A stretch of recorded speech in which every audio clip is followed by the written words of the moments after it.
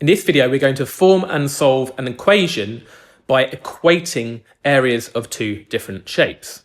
Now let's look at the question. We've got a rectangle and a triangle, and we've got some algebraic lengths here, like x minus 2 is the height, 2x plus 6 is the base of that triangle, and all the measurements in centimetres. The area of the rectangle is equal to the area of the triangle. So the area of a rectangle, it says, is equal to the area of the triangle. So let's find expressions for the areas of each of those shapes and make them equal to each other, just like it says in the question. And then hopefully we have an equation in terms of x that we can solve.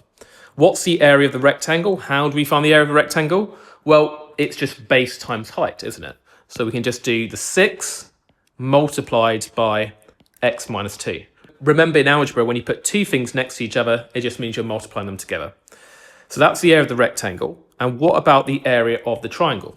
Well, the area of a triangle is half times base times height. So we're going to do half multiplied by the base, which is this 2x plus 6, multiplied by the height, which we can see is 3.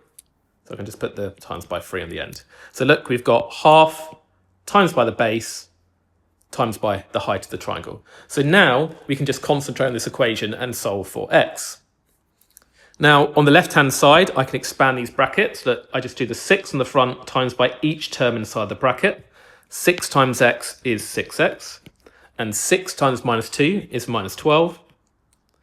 Now on the right hand side, I'm just going to simplify a bit. I can see I've got the half and the 3 are the things that are not in brackets. So I could do half times 3, which would just be 3 halves. So I can write 3 halves 2x plus 6.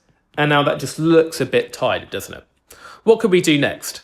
Well, in general, I don't like fractions in equations, and I try to get rid of the fractions as soon as possible. I don't like this over 2. And in general, you should always multiply through both sides of the equation by the denominator of the fraction. So the denominator here is 2. So I'm going to multiply both sides of the equation by 2. Remember, whatever you do to one side of the equation, you've got to do the same to the other. Now, the left-hand side, the 6x times 2 is 12x, and the minus 12 times 2 is minus 24.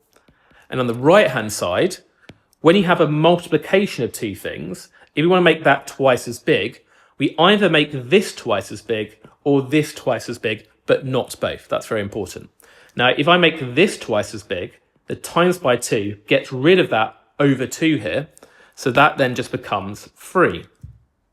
And then we still got that 2x plus 6. And now we don't have fractions, so the equation is a bit nicer. So let's continue. I'm going to expand the brackets on the right-hand side. So remember, we do the thing on front of the bracket multiplied by each term inside the bracket. So we're going to do the 3 times the 2x and the 3 times the 6. 3 times 2x is 6x, and 3 times 6 is 18. Okay, right, we've got an equation without any fractions or any brackets in it now, so that's a bit nicer. Remember, when we have x terms on both sides of the equation, we get the x terms to the side where there's more x's. Can you see that 12x is bigger than 6x, so therefore we should get the x's to the left-hand side of the equation.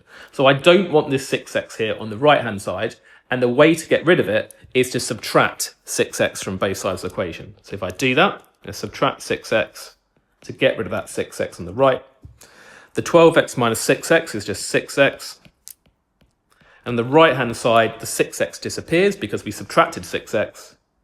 And we just left with the 18. Okay, nearly there. Now the x has been multiplied by 6, then we subtracted 24 from it. Remember, we undo the last thing that happened to the variable, the x here.